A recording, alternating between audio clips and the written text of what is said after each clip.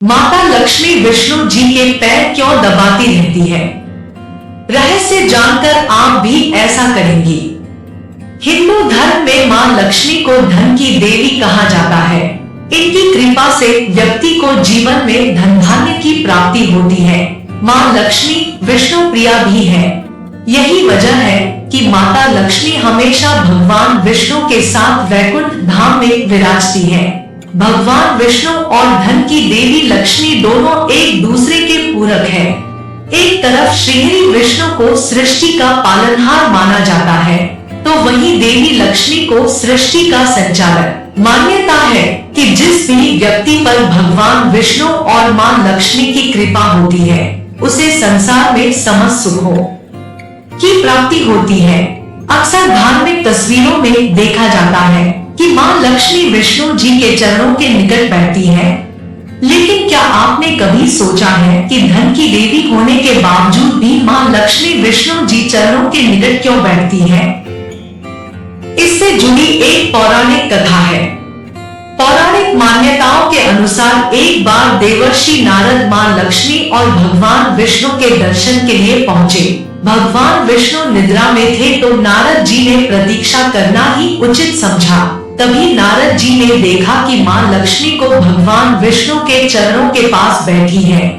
ये देख नारद जी के मन में ये सवाल आया कि आखिर माता हमेशा श्री हरि के चरणों की ओर ही क्यों बैठती है? अपने इस प्रश्न से बेचैन नारद जी खुद को रोक न सके और मां लक्ष्मी से उन्होंने पूछ ही लिया। तब नारद जी के सवालों का जवाब देते हुए मां लक्ष्मी ने बताया कि स्त्री के हाथ में देव गुरु बृहस्पति का वास होता है और पुरुषों के पैर में दैत्य गुरु शुक्राचार्य का। ऐसे में जब मां लक्ष्मी श्री हरि के चरणों के निकट बैठती है, तो इससे शुभता का संचार होता है और धन का आगमन भी। यही वजह है कि मां लक्ष्मी न सिर्फ श्री हरि विष्णु के चरणों के पास विराजती है, बल्कि भगवान विष्णु के चरण भी दबाती है। और जब एक स्त्री पुरुष के चरण स्पर्श करती है, तो देव व दानव का मिलन होता है और इससे धन लाभ होता है। एक अन्य पौराणिक कथा के अनुसार लक्ष्मी जी की बहन अलक्ष्मी उनसे ईर्ष्या करती थी। ऐसा इसलिए क्योंकि अलक्ष्मी बिल्कुल भी आकर्षक नहीं थी। उनकी आंखें भड़कीली, बाल फैले हुए और बड़े बड़े दांत थे। देवी लक्ष्मी जब भी अपने पति यानी श्री हरि के साथ होती थी, तब अलक्ष्मी हमेशा वहां पहुंच जाती थी। यह बर्ताव लक्ष्मी जी को बिल्कुल पसंद नहीं आता था। उन्होंने अलक्ष्मी से कहा कि तुम मुझे और मेरे पति को अकेला क्यों नहीं छोड़ देती?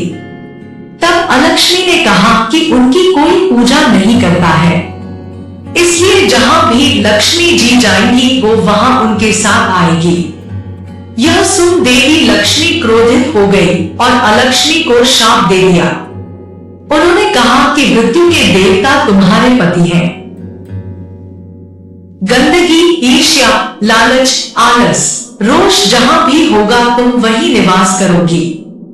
ऐसे में मां लक्ष्मी हमेशा ही अपने पति के चरणों की गंदगी दूर करती रहती है, जिससे अलक्ष्मी कभी भी उनके पास न आ पाए।